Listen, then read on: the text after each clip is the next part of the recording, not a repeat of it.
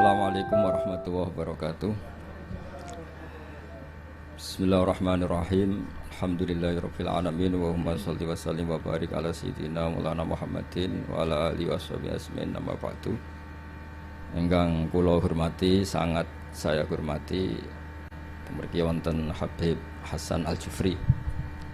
Wonten Gus kawula putrane guru kawula Kiai Haji Taj Yasin. Wonten Ketua MUI Jawa Tengah Kiai Haji Ahmad Daroji, wonten wakil saking Kemenak, King Biro Hukum Pemprov Jawa Tengah yang saya hormati, semua yang saya hormati. Niki kula yang kedua ke sini, semoga terakhir. Kula niku terkenal, undangannya angel, tapi Gus Yasin kayaknya masih manfaatkan abahnya. Itu kalau di adat pesantren itu ya kayak titah ya. Jadi akhirnya gak wani kok, akhirnya dia tekun. Tapi saya mohon yang merasa ada putranya Mbah Mun jangan ngundang saya. Itu artinya ya agak bener lah, wong ndak putrane Mbah Mun kok menyamakan dengan putrane Mbah Mun gitu. Tapi saya senang datang ke sini kalau badhe niat amdan boten sahwan. Terutama untuk siapapun mungkin sering baca tapi mungkin harus punya sanad. Kula badhe maknani 3 item sing diwaos wau Habib Hasan Al-Jufri. Kula maknani persis seperti yang saya dengar dari Syekhina Baipun Gus Yasin Kiai Haji Maimun Zubair. Dados yang unik dari sistem beragama, Rasulullah Muhammad SAW itu jadi saksi kebenaran nabi-nabi sebelumnya itu menyampaikan risalah. Itu agak aneh secara teori fisik karena Nabi itu Nabi paling akhir, tapi Nabi Adam, Nabi Idris, Nabi Nuh dan seterusnya itu benar enggak ketika jadi Nabi? Ketika mereka melaksanakan tugas nubuah itu benar enggak? Itu kesaksiannya itu lewat Rasulullah SAW, yaitu yang diterangkan dalam ayat fakaifa idza ji'na min kulli ummatin bisyahidi wa ji'na bika ala haula'i syahidan. Pulau niku mikir itu lama sekali. Jawabannya adalah rantai itu misalnya rantai pertama, terus ada kolong ya, ada kolong kedua, lingkaran ketiga, lingkaran keempat.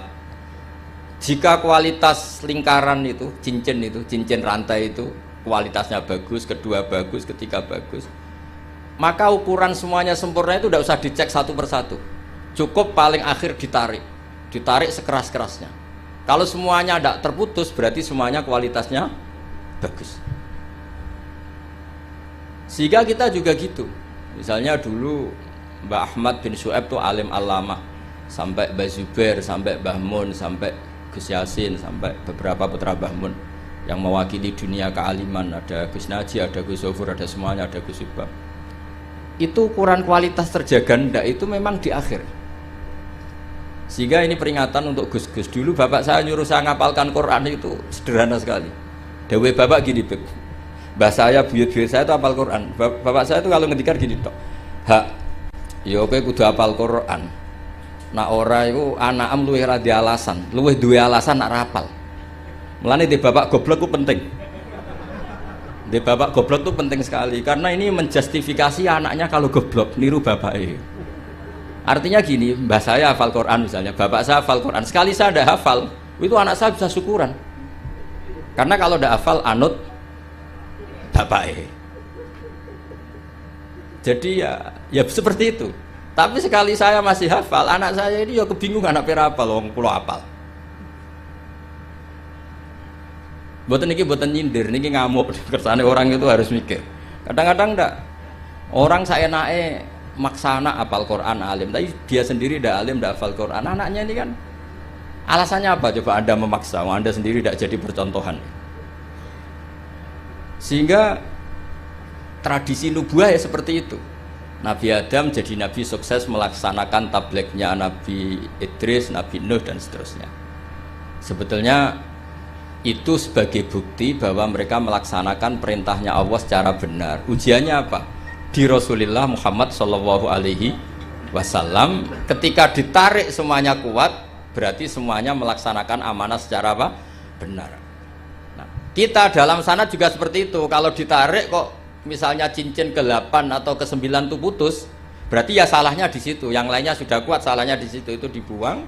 Kemudian cincin berikutnya dicatokkan sama yang sama-sama kuat.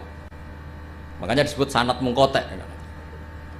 Nah ini saya mau cerita tentang cara Mbah Mun maknani bahwa Rasulullah SAW itu disebut Nabi Sayyidul Awwalin. Jadi pemimpin Nabi mulai zaman dulu.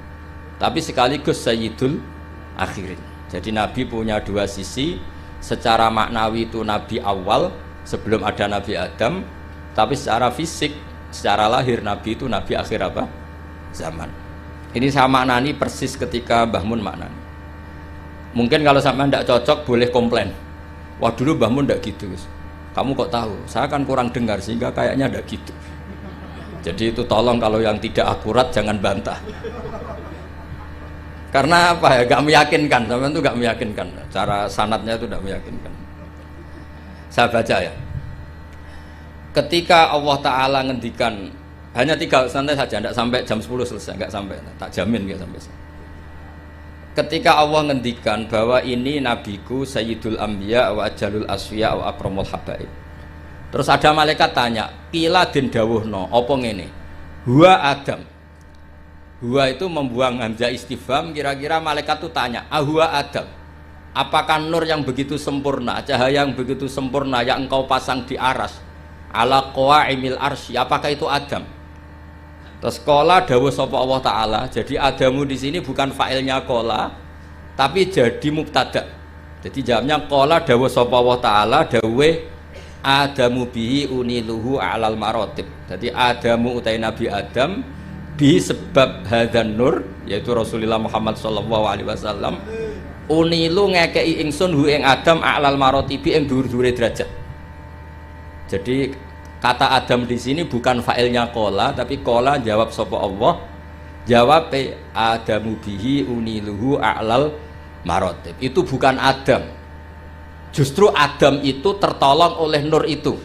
Gara-gara nur itu Adam memperoleh a'lal marotib.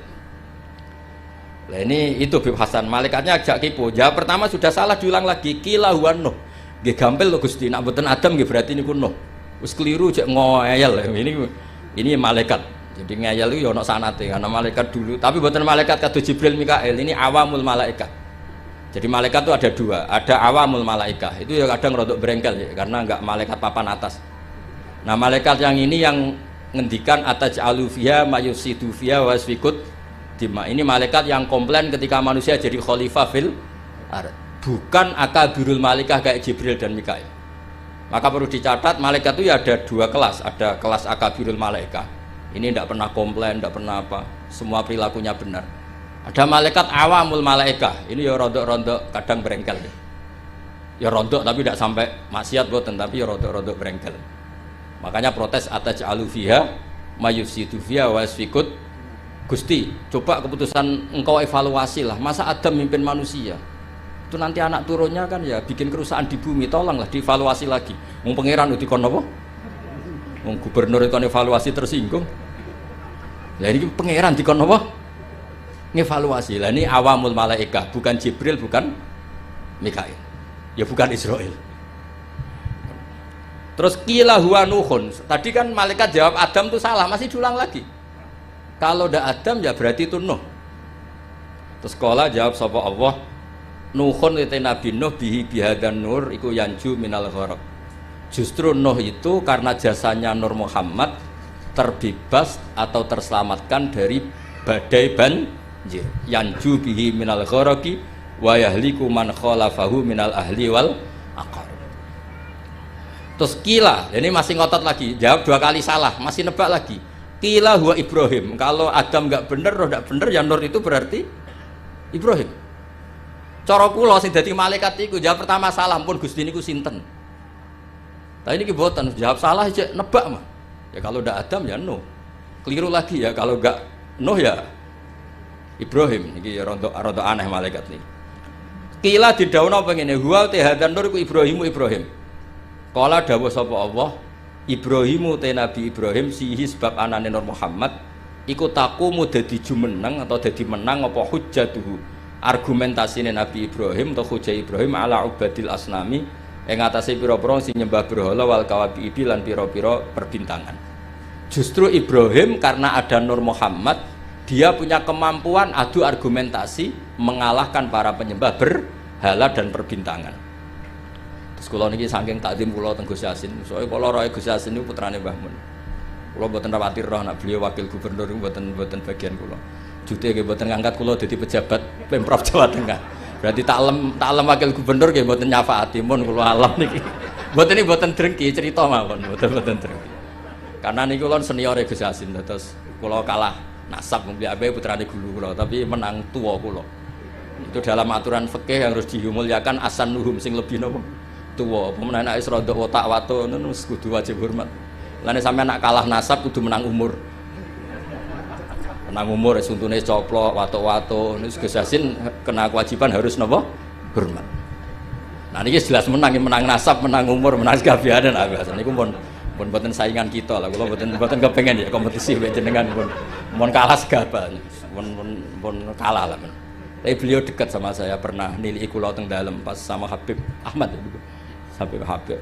Kula niku termasuk yang saya tiru dari Syekhina adalah ikramuhu lil habaib. Beliau begitu menghormati ahlul bait.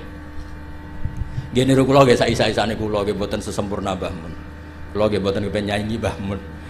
Terus kula ra niru persis itu selain ra iso ya saking takzim guru kok disaingi mboten sae. Dadi nek gurune skore 9 ya sekene cukup 6 wis pokoke pantes-pantese ora persis napa guru. Mulane santri Anwar sing ra persis Mbah Mun niku tak anggap takzim. Mergo ora kepengin nyaingi kiyaine.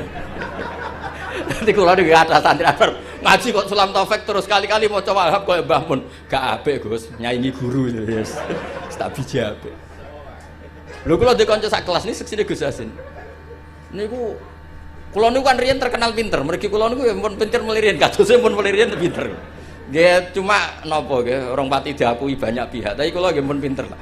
Buktine sekolah nggih munggah terus. Kula di kanca niku kurang ajar tapi bener ya. Gus, nak pinter aja nemen-nemen, saleh aja nemen-nemen, kok swargamu awur Mbah Mun. Gak enak Gus sungkan. Masih terngiang-ngiang. Ora enak Gus, apa ngeloni widadari sungkan apa macam-macam sungkan. So ora usah Gus, saleh pas-pasan engko awur aku. Itu membentuk saya sampai sekarang. Sungkan lho swarga awur Kanjeng Nabi sungkan. Kepengen kula nggih beda kelas, kadang-kadang napa sowan. Nah awur mriyang. Niku nasihat ngawur tapi kula eling terus nganti saiki. Kula kadang nggih kepengin Gus saleh kados Mbah Mun kepengin. Akhir eling nasihat itu. Udahlah ndak usah lah. Pokoknya kalau Mbah Mun skornya 9 ya saya ngambil piro 8 atau 7.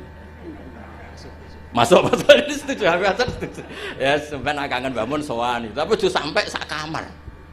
Utawa sak napa? Sak kelas lah. Dua Gus Yasin, milih sak kelas napa bener? Milih pundi sampean? Sak kelas napa sak ngisore? Sak kelas itu resikonya 2, 1 ngelamak, 2 sungkan. Jadi kadang-kadang nasihatnya ora jelas itu ya masuk akal. Wah itu jelas kanca kula ora jelas, to angger rape munggah itu syafaat tok. Riyen di MGS itu ada sistem begini, ada kiai tukang nyafaati, namanya Kiai Fakih Gus. Itu kalau anak gak anak kelas bid, ditanya, "Cung, nak ra munggah kelas ki ape ning ndi?" "Terminal, Mbah." Wah iku mesti diunggahno. Jare Mbah Fakih, "Aku ora kedosan aja iki dadi canakal meneh." Ngene iki ilmune kiai, mboten ilmune birokrasi. Tapi ana neh takoki, "Cung kene ora munggah ya apa?" "Nggih kula baleni Mbah, ya ora munggah sing sabar."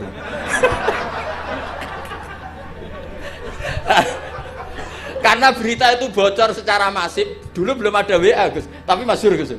Itu angger ra munggah ya, engko nek ditakoki Mbah Fakih muni terminal. Nggih. Oh itu sudah akhirnya sak kelas munggah kabeh. Jadi apik itu ya kadang dimanfaatkan wong macam-macam. Jadi lan iki mboten enten sistem itu sudah hilang, sistem napa? Syafaat. Jadi ya kiai kuno iki aneh-aneh ya madzhabe. Dadi daripada ning terminal aku kedosan wong dadi canakal meneh. Akhirnya diunggahno. Ya rada masuk akal kula badhe ramno niku kados kapan-kapan gitu. Ilmu kula niku kathah mergi guru kula kathah. Dadi kadang-kadang ilmu iku ya kados bapak kula niku ndek pondok ora pati kakan pelaturan. Jadi bapak kula kiai iku bengkel. Nek ora siap noto bocah mbulet ya ora usah dadi kiai. Mosok bengkel sing moro-rono mobil mewah, mobil waras, mesti sing rodok rusak. Ya kiai madzhabe macam-macam. Ya ana sing madzhab protektif, lan santri nakal-nakal iki pondok apa sarang. Ya sih sampean sing ngomong. Kula wong saleh ora tau muni ngono. Dadi kiai ku ya butuh ijtihad. Terus pokoknya ngoten lah, sampean oleh ras setuju lah, wong kula ya ora maksum, iso wae salah. Cuma luwih sering sampean lah salah gitu. Kula pun ngajine pun kathah lah. Pun kula terusno. Mboten iki kula spesial karena takdim saya kepada Gus Yasin. Ini makna persis ketika saya ngaji sama Mbah Mun. Jadi lafat Adam Nuh itu bukan failnya kola. Kola jawab sapa Allah, Adamu utai Nabi Adam bi sebab anane Nur Muhammad iku uniluhu a'lal marotib seterusnya. Lho niku kula niku apal tiba, sampean ora usah ragu. Kula nggo kitab iku mau tawaduk tok, asline apal kula. Niki mboten sombong, niki fakta. Nek sampean muni ra apal iku ora tawaduk, pancen ra apal. Dadi iku bedane kula mbek sampean. Mboten sampean ya apal cuma tawaduk mun ben sampean marem. Kila den dawuhno, iki malaikate ya rontok saenake. Wis jawab lira-kliru cek. Wa Musa. Nak Adam keliru, Nuh keliru, Ibrahim keliru, nggih berarti niku Musa. Jadi dereng nyerah ijek tebak-tebakan, terus kuis jawab ya. Terus kala dawuh sapa Allah, Musa akhuhu. Utai Musa iku akhuhu dulure Kanjeng Nabi Muhammad sallallahu alaihi wasallam, mesti dulur dalam hal sama-sama ikhwanihi minal anbiya wal mursalin, walakin hada habibun. Musa itu habib, walakin hada tapi nek iki Muhammad iku habibun wong sing tak senengi, wa Musa kalimu wa mukha. Terus terakhir jawab kila wa Isa. Terus kala jawab sapa Allah, Isa utai Nabi Isa yubasyiru iku sing nggo berita gembira sapa Isa bi kelawan Muhammad utawa Nur Muhammad. La wa huwa utai Nabi Isa bena denubuati pas sak ngarepe kenabiane Nabi Muhammad iku kal hajib kaya dene alis. Maksudnya Isa iku persis posisi sebelumnya Nur Muhammad sallallahu alaihi wasallam. Terus kula suwun kenangan ini penting sekali dari guru kita Kiai Haji Maimun Zubair, karena konstruksi kenabian Rasulullah Shallallahu Alaihi Wasallam niku unik. Mulane niki kula mangke badhe maos berjanji, terus terakhir kula maos beberapa bait dari Simtud Duror, terus sampun. Niki tesih wonten waktu pinten niki? Cek wonten terus berapa jam cukup lah, kanggo wong cerdas cukup. Niki kanggo wong cerdas cukup. Kula tesih emut. Niki rungokno tenan, niki mboten guyon, tenan. Ketika Rasulullah Muhammad sallallahu alaihi wasallam memaklumatkan diri jadi nabi, itu problem utama itu nasab. Man huwa Muhammad hatta yadda'a annahu rasul rabbil alamin. Muhammad itu siapa? Kok bisa memaklumatkan diri kalau seorang dia adalah nabi? Karena syaratnya nabi itu harus cucu-cucunya nabi. Nabi itu tidak boleh anaknya orang yang tidak bernasab. Bukan karena Allah asobiyah, bukan. Sampaianlah dipimpin wong sing gak jelas asal usulnya itu ya ora siap. Justru Nabi dari putra Nabi, buyut-buyutnya Nabi itu bentuk penghormatan Allah, memilihkan Nabi itu dari klan terbaik, dari marga terbaik. Jadi kadang wong keliru, pangeran berarti asobiyah Gus, dadekno Nabi mesti turunan Nabi. Ya kowe sing keliru, kowe iku diregani pangeran. Misalnya tokoh sing mbok enut itu anake copet, kowe kan yo gengsi. Bocah diregani pangeran ora roh. Akhirnya sadar, iya apik ngono banyak. Jadi Nabi itu harus turunan. Nabi ini bukan berarti Allah itu asobiyah, justru Allah membuat penghormatan, memberi penghormatan pada kita. Bahwa orang yang kita ikuti turunannya orang baik, turunannya orang baik, turunannya orang baik, orang spesial dari turunan spesial dari turunan spesial. Makanya keyakinannya ahli sunnah wal jamaah, bapak ibunya Nabi fil jannah. Semuanya fil jannah wa kaifala wa sayyidul akramu sallallahu alaihi wasallam wasitatuhul muntaqah. Nabi itu orang suci, masa lewat rahim yang najis. Jadi kalau suci ya lewat jalur suci supaya Nabi tidak terpapar apa? Najis. Makanya kita berpendapat nasyabun tahsibul ula bihulahu qallatat hanujumahal jaza'u habada ikdu sutati wa fakhari anta fihil yatimatul asma. Jadi babanya Nabi itu spesial. Nah, tapi ketika Nabi itu munculnya di Mekah, di mana saat itu adalah komunitas jahiliyah, Itu orang-orang Yasrib. Yasrib itu suatu saat nanti jadi Madinah. Itu banyak yang ahli kitab. Itu mereka tanya, man huwa Muhammad? Muhammad itu siapa? Kenapa dia ngaku nabi? Turunannya siapa? Karena indukan turunan nabi itu ada di Israel, ada di Palestina, ada di Yerusalem lah, pokoknya bangsa itu lah. Kalau aku muni Israel, mbok buli. Israel itu negara nggak diakui kita. Muni Palestina ning Quran ra ono bahasa Palestina, bingung ngadepi wong hasud tuh. Tapi ra usah dihadapi barno. Israel lah bahasa resminya zaman itu Israel. Akhirnya Allah menjelaskan fihi ayat bayyinatum maqam Ibrahim. Makanya dawe Mbah Mun aja geman ninggal tiba ninggal berjanji. Meskipun beliau juga tidak pernah meninggalkan simtud duror. Akhirnya diterangkan oleh Said Barjanji. Wa ba'du fa'aqul huwa Muhammad bin Abdullah bin Abdul Muthalib wasmu Sayyidatul Hamdi Khumitat Khisaluhus Saniyah. Mun niki kula jelas ra maca niki. Mboten kok niat ngetokno apal, yen kula apal tenan. Ya paling gak apa apal ya apa kok pasal ya lali lang jeneng manusia. Jadi ditunjukkan bahwa Muhammad adalah turunan Nabi Ibrahim, itu ada jejak Ibrahim di situ. Fihi ayatum bayyinatum maqamu Ibrahim. Akhirnya lalu buktinya apa kalau Muhammad turunan Ibrahim? Karena Ibrahim pernah hidup di Mekah. Dan ketika Nabi Ibrahim hidup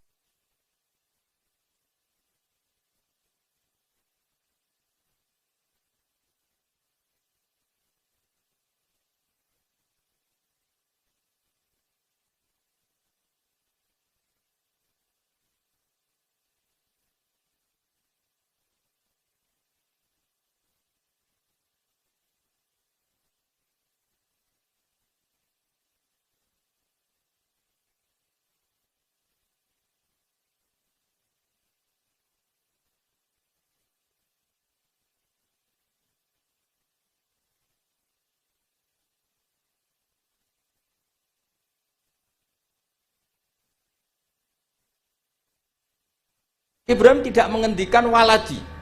Kalau beliau menghentikan waladi, maka bisa saja anak turun Ismail tidak lagi di Mekah tapi kembali ke Palestina.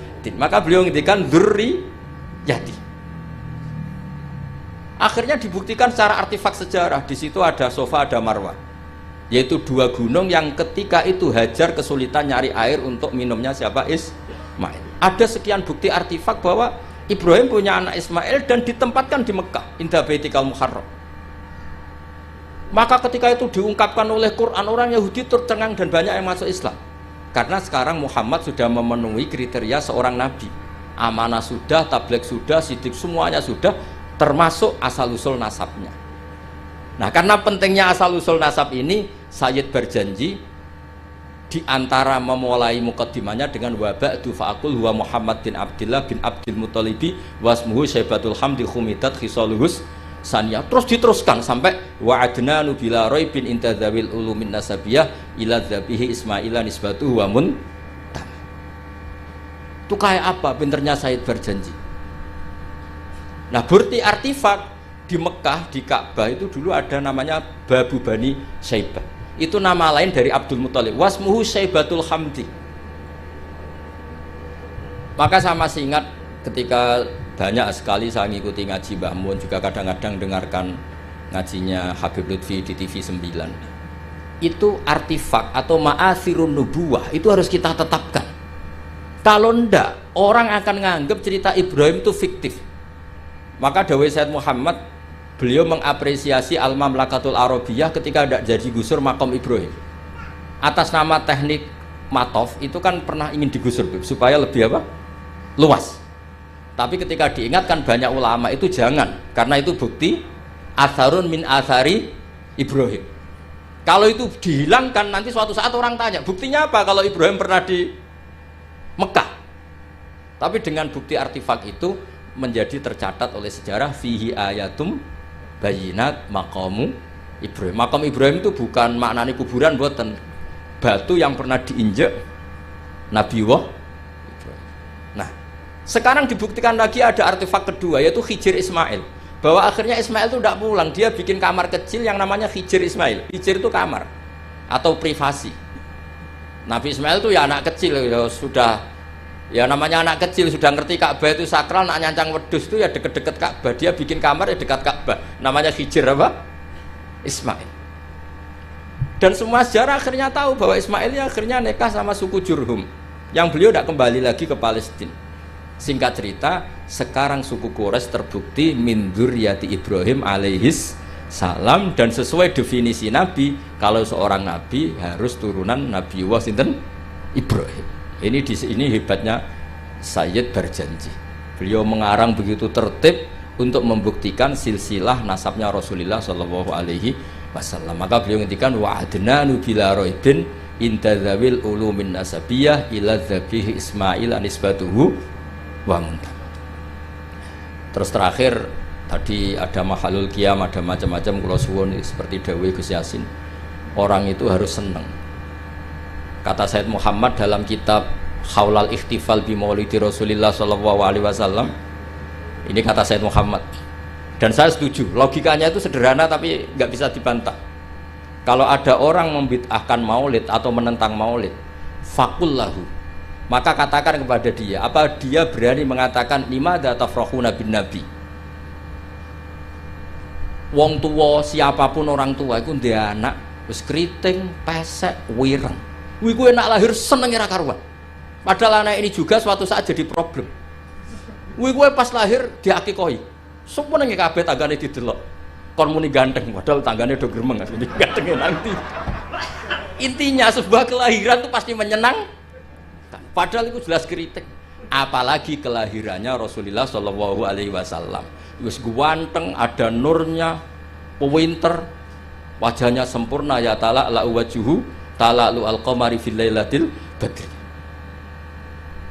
Apa berani?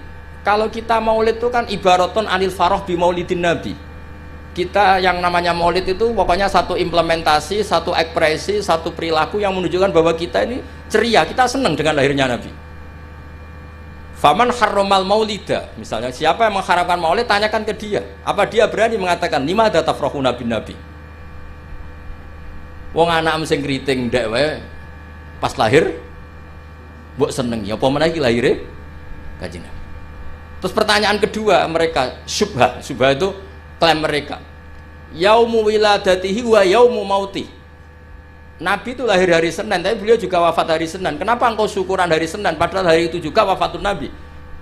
Kenapa tidak kamu jadikan yauma husnin wa yauma asafin, hari susah dan hari sumpah?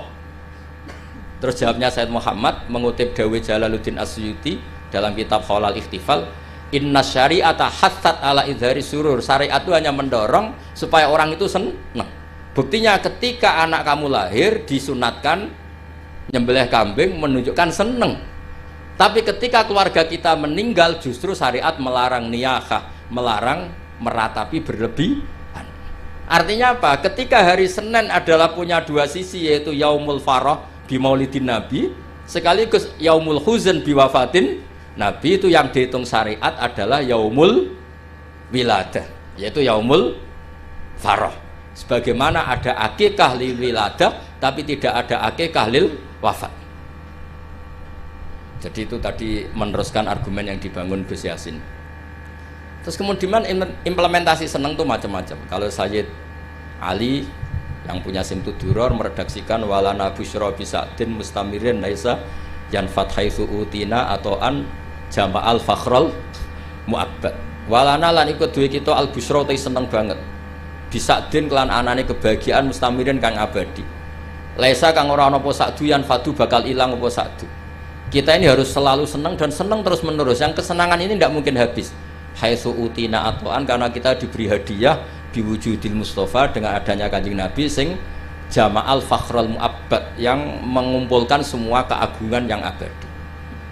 Terus kalau berjanji tiba ada istilah sa'da abdun qatamalla wanjala anhul hazinu, akan bahagia orang yang menikmati lahirnya Nabi, dan wanjala anhul hazinu, sifat susahnya akan hilang. Ada lagi bentuk bait busyra lana apa? Nilnal muna zalal ana wafalana. Busyra lana kita senang, nalal muna kita mendapat, nilnal muna kita mendapat yang kita inginkan, zalal ana yang repot-repot menjadi hilang, wafalana yang nyaman menjadi datang. Jadi semua itu implementasi dari senang di maulidi Rasulullah sallallahu alaihi wasallam. Paling enggak sing teko untuk berkat ora usah bayar yo mari seneng. Mulane kula suwun nak maulid itu aja tarikan teman-teman, marahi sing ora seneng. Jadi niat maulid kudu sing seneng, minimal gak tarian. Ben sing teko iku seneng. Ya tapi nak kowe iku maulid kok seneng terus gak urun iku ya ora didikane Kanjeng Nabi. Wah atur-atur dhewe lah. Pokoke wis niki wis kula dhewe ora pati paham wis mungkin niki pokoke ngono lah. Niki terus kula suwun nak maca tiba, maca simtuduror berjanji dijiwai. Termasuk kenapa harus ada penjelasan nasabnya Rasulullah Shallallahu Alaihi Wasallam. Dan akhirnya orang yang Yahudi, orang Nasrani tahu bahwa Rasulullah Muhammad ini orang yang luar biasa. Ternyata beliau lahir dari rahim seorang nabi, yaitu Nabi Ibrahim. Berarti nggak ada bedanya dong. Mereka mengatakan nabi kan Yusuf bin Yakub bin Ishak bin Ibrahim, Al-Karim Ibnul Karim. Mereka terus tanya, lalu Muhammad anaknya siapa? Akhirnya Allah memberi penjelasan fihi ayatum bayinatum maqamu Ibrahim. Muhammad adalah turunan Khalilur Rahman Ibrahim. Buktinya apa? Di situ ada jejak Ibrahim. Dan Ibrahim saat meninggalkan Mekah, lalu ada pertanyaan, lah kenapa Ibrahim makamnya di Hebron di Israel? Ibrahimnya pulang tapi anaknya ditinggal, yaitu dengan menjelaskan inni askantu min dzurriyyati biwadin ghairi dzi zar'in inda baitikal muharram. Dengan demikian clear bahwa suku Quraisy adalah suku yang lahir dari Khalilur Rahman Ibrahim alaihis salam. Dan semuanya punya tradisi yang luhur. Nah tradisi ini yang terus dipuji oleh beberapa kitab madaih. Tarakus sifah hafalam yusibhum aruhu min adami wa ila abihi wa ummihi hafidhal ilahu karomatan li Muhammadin abahul amjada saunal ismi. Jadi hafidhal jogo sapa ilahu pangeran karomatan krono ngekei penghormatan di Muhammadin kedua Nabi Muhammad abau ing mbambahe Kanjeng Nabi al amjada sing luhur-luhur saunan krono ngrekso ismi maring asmane Nabi. Nabi nanti kan pasti mengharamkan zina, itu pasti. Maka bapaknya ya tidak pernah zina, mbahnya ya nggak pernah zina. Jangan sampai ada perkataan Nabi ngaramkan kemudian dituduh babahmu ya seperti itu. Maka diantara Syama'il, diantara kelebihan Nabi adalah babahnya apa? Tarokus sifah hafalam yusibhum aruhu. Taroku podo ninggal sopo babai Nabi asifaha ing perzinaan. Falam yusib mongkora mekenani hum ing abaan Nabi opo aruhu cacate zino min adami wa ila abihi wa ummi. Terus kula suwun niki wonten Habib Hasan niki kanca kula sangat mahabbah beliau sering ketemu kula seneng sekali kalau pernah dititihi. Tapi nak ngundang dinego Bib karena kula niku kan pondok kula niku pondok Quran gini perlu dimaklumi. Pondok Quran itu benten ya. Kalau pondok kitab itu anak 100 diujar sekali bisa, Beb. Jadi kalau pondok Quran 5 saja bingung no. Mergo story sitok. Ya ono sing lanyah, setengah macam-macam. Nah, mana percaya jajal setor kula. Enggak terus gak hatam-hatam. Sampai kiai ini bingung. Fam bajasat fanjo. Bareng wae alimun hakim. Kiai ini lagi alim, hakimun alim. Mboten Mbah niki kira terus kene dibantah. Kono alimun hakim, ono sing hakimun. Mane zaman kula riyen setor iku. Falamma dzahabu bi salah. Digenti wawu walamma dzahabu bi. Kon surat Yusuf ono falamma ono napa? Nang sampean Yasin wae ingkana la sahata wa hidatan fa idzahum khamidun. Barang wis fa idzahum jamil dina turun balik fa idzahum khamidun. Jare sing ngaji, wah gak barbar balik ning arep. Nang lagi Yasin wae ngono apa menesak Quran. Kadang dase watin gurine wa tawassul bil haqqi wa tawassul bis sabr. Wong dase watin kok ilal ladzina amanu wa amilus sholihat wa tawassul. Iku malaikat Jibril bingung ngadepi.